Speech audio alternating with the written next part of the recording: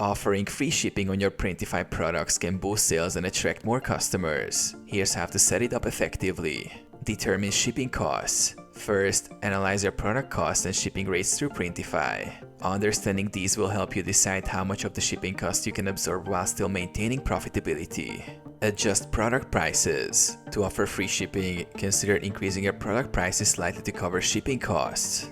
This way, customers perceive free shipping as a benefit, while you still cover your expenses. Set up free shipping in your store.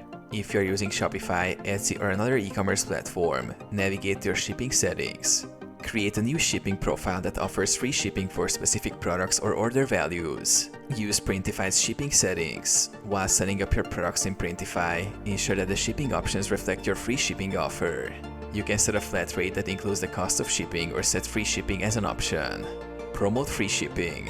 Advertise your free shipping offer on your website and social media. Use promotional banners to grab attention and encourage customers to make a purchase.